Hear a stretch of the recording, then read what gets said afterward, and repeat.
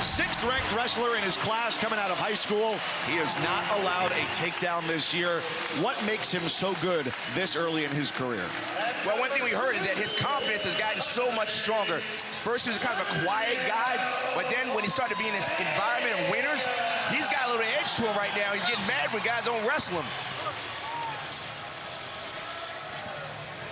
Tom Brand said this week about Kale Petersen, we want him to have more belief in himself and be more assertive in his action, force the issue rather than letting it come to him.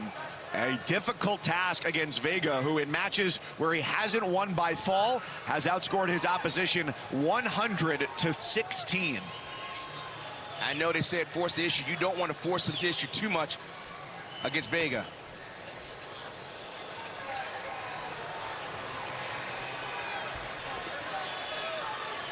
Keep the hands legal, Vega with guys. some cat-like swipes. I've seen a theme already of Oklahoma State there because those guys are cutting off that mat. They're slowly, good shot there by Petersen. No he's got to cut that corner. Now he's got to watch that cradle, though. He's got to watch the cradle. No control. Oh, but good job there. Petersen's doing a good job sitting out here, but his leg is stuck. Look, he's got the crotch lift, and let's see where Vega goes here. No control.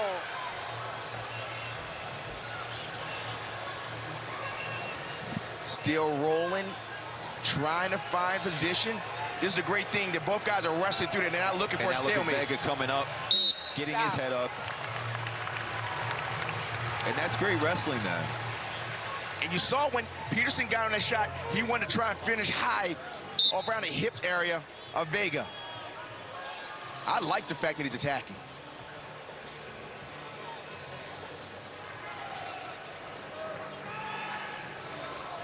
Petersen getting his first look at the Cowboys this year. You go back to national duels in November, just down the road in Tulsa, and it was Bailey who wrestled there, lost 3-0 in overtime against Vega, which was a huge coming out weekend for Sergio Vega. Got his first win against an All-American against Ryan Jack of NC State, and then the win over Bailey, and also majored Brock Hardy of Nebraska 13-2. Yeah, and he's slowly showed why he's one of the best in the country, especially as a freshman, taking an attempt of his own there. I remember watching the first duel against Nebraska and watching him major decision Brock Hardy. And I'm like, man, there's no way he can do that again. These guys will meet again in December. And not only did he beat him, he pinned him. It was one of those moments you're like, all right, this guy's for real. And he's building confidence, and it's being displayed in his wrestling. Where are they growing, these guys, bringing it into her first year in Stillwater? We saw Forrest. Here's Vega. Landon Robidoux at 57. Stillwater's own D. Lockett at 65. And then a redshirt freshman, Cody Merrill, at 197 in the back half. Petersen is showing himself. He's not backing up. He's staying right in there and trying to get a go behind.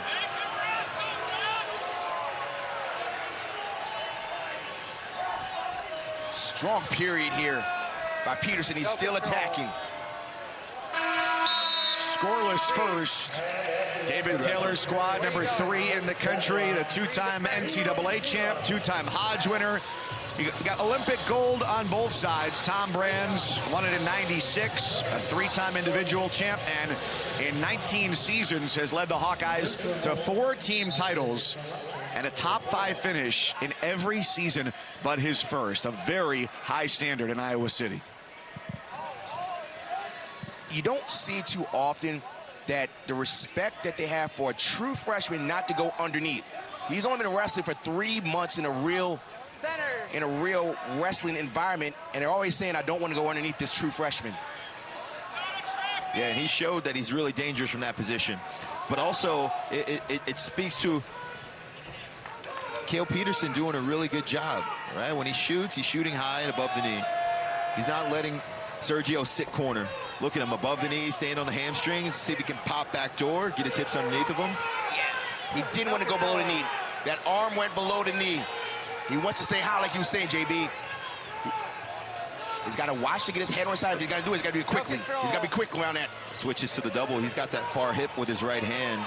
Look at the balance there. It's like a freestyle. Keeping your head there, not losing anything. He's got to keep coming across. But watch the hip motion.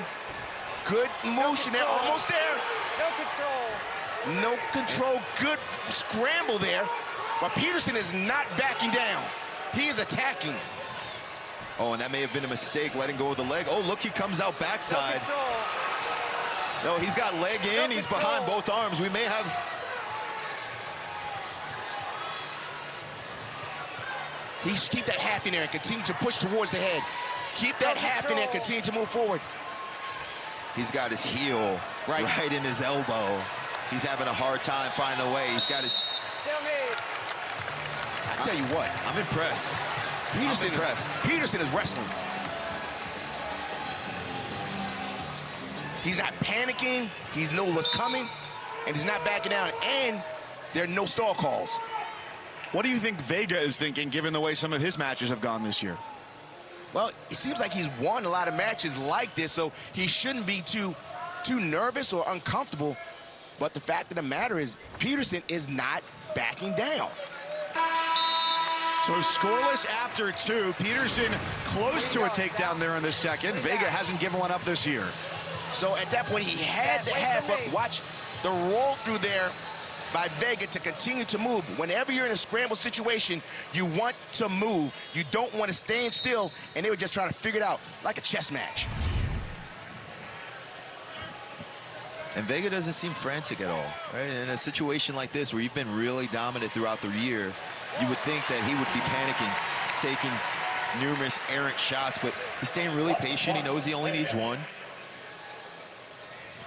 to win the match, and Kale Petersen's been really impressive. He's still in this match.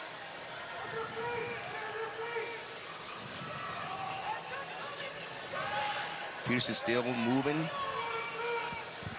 And it seems like Vega is not really shooting. He's kind of reaching, but not shooting. Like reaching for the legs, you want to shoot through the legs, not to the legs. I think maybe a misdirection on him. Well, that streak it doesn't look like it's in jeopardy yet, this match. Still hasn't given up a takedown yet, but if you're Kale Petersen, you've got to go. Right. Now you're at 1 minute left in the match, and he gets to the leg again, and look at how he's posting backhand. Now he's got to come up. He doesn't want... Oh, now he's in trouble. That's a problem. Now he's in trouble. That's a problem. This is a problem. This is a problem. There it is. The cradle. Now back points. Just like that. Just like that. He's got to just extend himself just a little more. Vega's just driving for that finish with the shoulder blades down. That's it. He's got it! Perfection remains intact.